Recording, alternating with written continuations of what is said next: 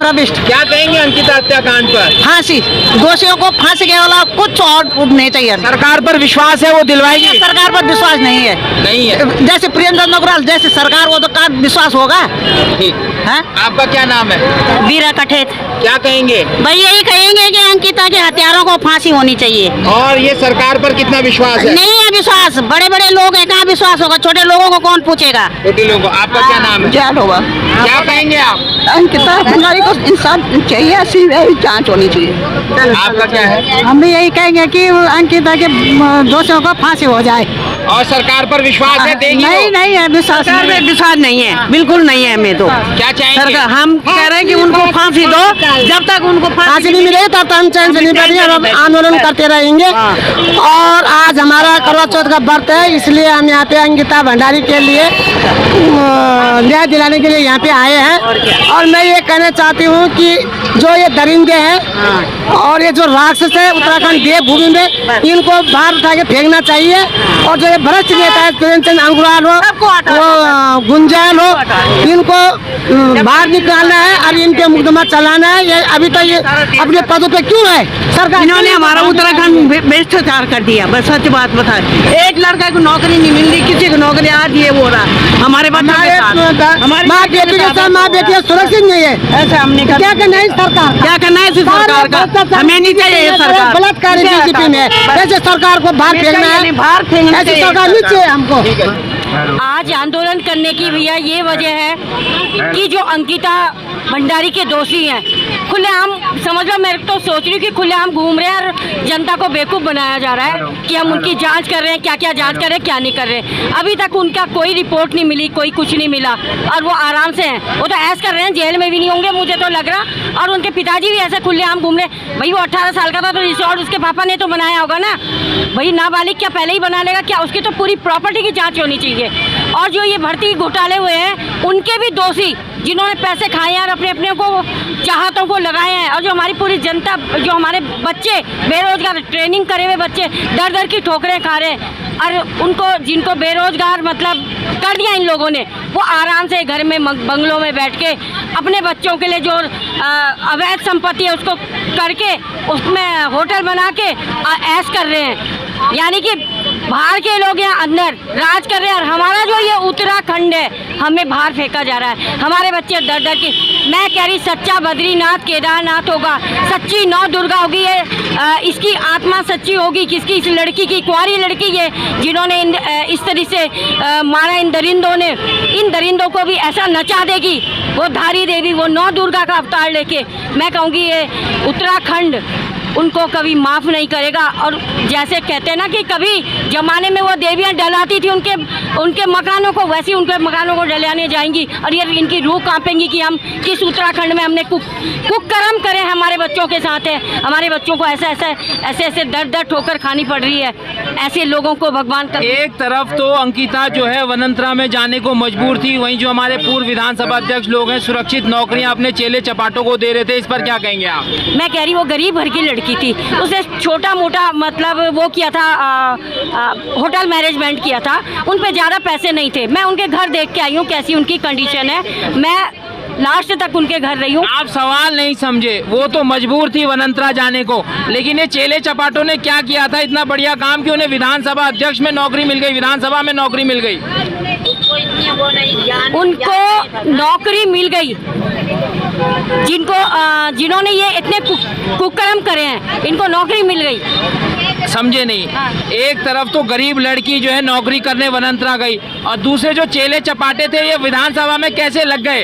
ये इनके चेले चपाटे थे ना, ये चाटू थे, इनके लिए जो वोट मांगने का काम करते थे घर घर जाकर। ये तो 5-5 हज़ार में भी बिक जाते हैं अपन, लेकिन इन लोगों ने उन लोगों को पैसे दिए और पैसे के बल पे जो अध्यक्ष जी ने सुना, हमने पैसा देखा नहीं है लेकिन सुना, उन लोगों के मुंह से सुना है, इन्होंने पैसे देके नौकरी ली है। और किसी को समीक्षा अधिकारी जैसी नौकरी वैसा पैसा, ये भी मैं पैसा वैसी नौकरी। क्या कहेंगे आप? पैसा देके नौकरी मिलती है हमारे राज्य में? भाई ऐसा ही हो रहा है आजकल तो। और गरीब लोग जंगल में जाएंगे अपने मरने के लिए। उत्तराखंड वाले जो है हमारे बच्चे जो है बेरोजगार हो रहे हैं, हमारे बेरोजगार बच्चों को कुछ नहीं मिल रहा है, परेशान हो रहे हैं। हमारी बेटियों के साथ में गढ़वाल पहाड़ी लोगों को मतलब कुछ नहीं समझते ये लोग, समझ नहीं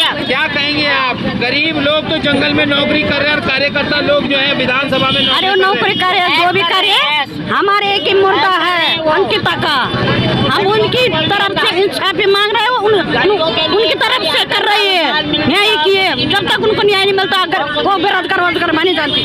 क्या कहेंगे आप? एक तरफ तो गरीब लड़की नौकरी कर रही है जंगल में और दूसरे इनके कार्यकर्ता और चमचे लोग जो है विधानसभा में लग रहे हैं पैसा देकर। देखिए, आपको पता है 2 साल पहले यहाँ पे कोरोना काल आया था, तो तब सरकार ने बहुत बड़े बड़े दावे किए थे कि 4.5 लाख जो युवा बाहर से आए थे उनको मैं यहाँ रोजगार देंगे। ये उनको रोजगार नहीं दे पाए जो यहाँ रह रहे लोग। आज अंकिता भंडारी रोजगार के लिए तो बाहर निकली थी। आपको पता है बहुत बड़ा सवाल है कि उत्तराखंड राज्य बने आज 22 वर्ष हो गए, लेकिन रोजगार के नाम पे जीरो। हमारा पूरा युवा आत्महत्या करने के लिए मजबूर हो रहे हैं। और हमारी बेटियां जिस तरह से, आप पता है मैं उनके गांव गई थी, उनके घर की जो मैंने हालत देखी थी, 2 साल से नमक के लिए वहाँ पैसा नहीं था और किस तरह से वो 10,000 की नौकरी के लिए यहाँ वनिंद्रा रिसोर्ट जो इसी के पीछे है, जो बैराज रोड जा रही है, वहाँ पे नौकरी करने के लिए आते और किस तरह से उसका बलात्कार करके उसकी हत्या कर दी गई। आज पूरे देश में जो उत्तराखंड देवभूमि के नाम से जाना जाता है उसको कलंकित किया गया। आज मंत्री जी विदेश जा रहे हैं और लड़की की पोस्टमार्टम की रिपोर्ट तक देखने को नहीं मिल रही है, क्या समझेंगे? देखिए, मैं वही कह रही थी, ये बहुत गंभीर मामला है और जनता से मैं आह्वान करना चाहती कि ऐसे ही सबकी आवाज दबाई जाएगी। जिस तरह से अंकिता भंडारी के जो सब नहीं मिल रहा था, जो उनका पोस्टमार्टम था, उसकी रिपोर्ट अभी तक ये स्वार्जिंग नहीं कर पाए। तमाम चीजों को लेकर जनता से मैं अपील करना चाहती कि सभी लोग ये कोयल घाटी में आए और यहाँ पे इस धरने का समर्थन दे ताकि अंकिता भंडारी को न्याय मिल सके। आप बोलेंगे कुछ? क्या कहेंगे? गरीब लड़की तो नौकरी करेगी जंगल में और इनके कार्यकर्ता और चमचे लोग लगेंगे विधानसभा में, क्या कहेंगे? नहीं, ये कहना चाहूँगी ये जो विधानसभा में लगे हैं ये पैसों के वो बल पे ये उनको बोल रहे हैं कि तुम्हें पैसा दे दे। मुख्यमंत्री ये 25 लाख रुपए दिए। क्या मैं ये कहना चाहूँगी अगर मुख्यमंत्री की लड़की के साथ ऐसा होता तो वो पैसे में मान जाते? शर्म आनी चाहिए इन लोगों को। ये पैसे में अपनी लड़की को वो कर देते, भूल जाते हैं पैसे में। तो मैं ये कहना चाहूँगी कि ऐसा नहीं होना चाहिए, आंदोलन करना चाहिए हमको और उसको न्याय दिलाना चाहिए। मंत्री जी तो विदेश जा रहे हैं और लड़कियां जो है नौकरी करने को मजबूर है, अपनी जान जोखिम में डालने को मजबूर है। मंत्री जी विदेश जा रहे थे और मंत्री जी के ही उसमें यहाँ पे ये कांड हो गया। मंत्री जी को पता नहीं है, वहाँ की विधायक को पता नहीं है, हम लोग को पता है। वो सुनते 21 तारीख को सुना मैंने, वो कुसुम खंडवाल आती है, वो कहती है मैंने 21 तारीख को पता चला। क्यों चला उनको 21 तारीख को पता? बीजेपी का कोई नेता, हम सारे वहाँ थे, उतने दिन से हमें भी 1 महीना हो गया, तब से हम लगे हैं इस कार्यक्रम को। कोई महिला मोर्चा आंदोलन नहीं कर रही, सब घर में शांत बैठी हुई है। सब आ रहे, बीजेपी वाले कोई नहीं आ रहे। क्यों नहीं आ रहे? अब क्या पता उनकी सरकार है, वो चाह रहे कि आरोपी बच जाए। वो चाह रहे कि आरोपी बच जाए और हमारी सरकार बच जाए। हमारी सरकार पे दाग नहीं लगना चाहिए। और मैं तो कहना चाहूँगी कि हमने 22 साल ये राज्य आंदोलन राज्य को बने हो गए और यहाँ एक भी लड़के को नौकरी नहीं मिली। क्या हमने इसलिए ये उत्तराखंड बनाया था? हमने सोचा था हम अपना अलग उत्तराखंड बनाएंगे और हमारे बच्चों को रोजगार मिलेगा। हमने नहीं सोचा कि हमारा उत्तराखंड जो देवभूमि है वो ये राक्षसों के हाथों में जाए। जो प्रधान लायक नहीं था आज वो विधायक बन रखा है। शर्म आनी चाहिए हम लोगों को, उत्तराखंड के लोगों को। आप क्या कहेंगी? हमारी लड़कियां तो जंगल में जाएंगी और इनके चमचे और कार्यकर्ता यहाँ विधानसभा में लगेंगे। ये हमने नहीं चाहा था कि हम इसलिए उत्तराखंड बनाएंगे, आज हमारी बेटों के साथ ऐसा शोषण हो, हमने नहीं चाहा। आज ये मंत्री हमने ये इसलिए बैठा है यहाँ कि ऐसा हो जाए हमारे बच्चों के साथ, ऐसा तो नहीं चाहा हमने। इन मंत्रियों को जब तक इनकी बेटियों के साथ भी ऐसा नहीं हुआ तब तक ये इनको चैन नहीं पड़ेगी सालों को। ये बैठे हुए हैं अंदर, ये कैसे बैठे हुए हैं अंदर? भाजपा की महिला मोर्चा सब शांत हो रखी है, उनको बैठी हुई है, क्यों नहीं आ रहे ये बाहर? जब इनकी बेटों के साथ ऐसा होता ये बाहर निकल जाते। बस हमारे तो ये क्या चाहेंगे आप? क्या हो? हम तो ये कह रहे हैं कि इनको बाहर निकालो साल।